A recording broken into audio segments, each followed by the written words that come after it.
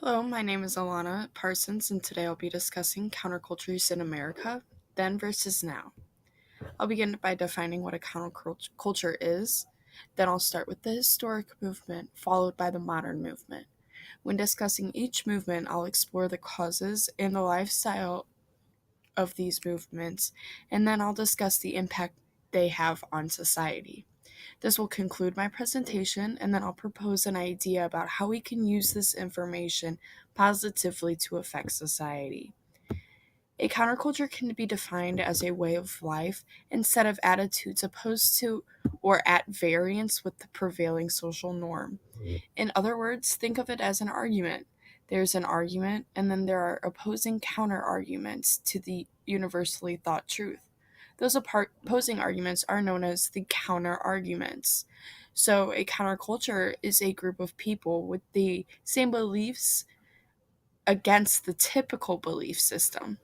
Historically, this movement in America is known as the hippies in the 1960s, which only consisted of about 1% of the total United States population of the time.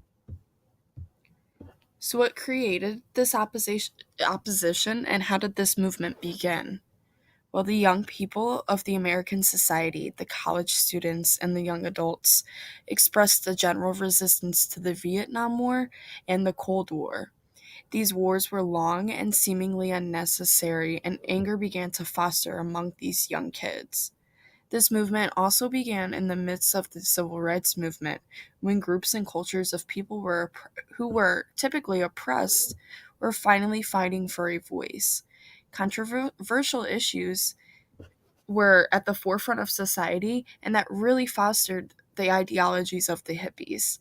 The tipping point for this movement was the assassination of President John F. Kennedy, and after his death, their voices became louder. Here are some images of hippies in the 60s at a protest, which they often did. Protesting was a huge part of the lifestyle of this community to spread their progressive liberal ideas. They voiced an opposition to materialistic values, the establishment, and to the idea of conformity. Hippies valued embracing and accepting your true self while spreading peace and tolerance. Free love and sexual experimentation was widely practiced as sex was viewed as a natural experience between two beings. Psychedelic drug use was Psychedelic drug use was typical as a way to expand one's perspective. These psychedelic experiences often left the user with a new spiritual perspective, and many members of this community would identify with Eastern religions, particularly with Hinduism. Music was a huge part of this community and was believed to unify the society. Hippies attended music festivals such as Woodstock, where rock and roll was the most common genre. These festivals could have been a glimpse of the utopian society the hippies strived for. So, why does this matter? How did the historical movement change society? Well, to begin, this community was one of the first groups of people to fight with allegiance to the LGBT plus community and really brought issues of universal inequalities to the forefront of political propaganda. This movement introduced progressive ideas about sex, love, and self exploration to the majority and continued spreading an inclusive sense of love and encouragement.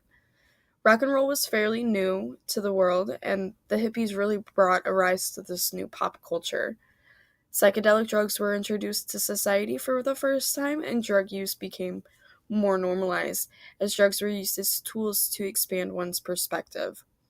History books will tell you that the hippie movement ended in the mid 70s, but I believe it has been rejuvenated since then. The members of the modern counterculture movement are known as the rave or the festival crowd, and they can be called baseheads or neo hippies and consist of about 10% of the United States population. This movement returned in full swing after the spread of anti Muslim ideas post 9/11. Intolerance and hate became more common than peace and love, which sparked the opposition to establishment in these young individuals. Much like the historical movement, modern day hippies still had these anti establishment ideas, but understood that individuals must work from inside the system to spark the most change, and that it is imperative for survival to somewhat work with the establishment. They may not like it, but they understand the necessity. In relation to that, neo hippies also desire world peace, but understand that reality behind this, and that small steps must be taken first. Baysets carry liberal political views, but do not make these social issues the forefront of their movement, but rather spreading empathy for the fellow man regardless of any kind of societal divisor. Art and music are incredibly important for the Baysheads as they were for the hippies in the 60s, as their way of self expression. The most popular style of music is electronic dance music, or EDM, more specifically, bass music. Recreational and psychedelic drugs are still used in this scene for similar reasons as the historical hippie movement. I have attached a YouTube video of a little glimpse of the Bayshead community here on a Tuesday night in St. Louis. So, how is this modern hippie movement affecting us today?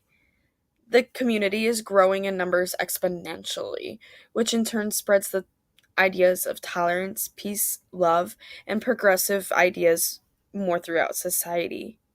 With large festivals and events, Baysides travel the country, which sparks commerce and encourages kinship and travel, all which are necessary to initiate growth in a political society. Like the hippies in the 60s, the use of recreational drugs in this community normalizes drug use among young people. However, with the increased knowledge we now have about drugs, Baysides are becoming more aware of the dangers and are promoting safe drug use methods. So, both of these movements,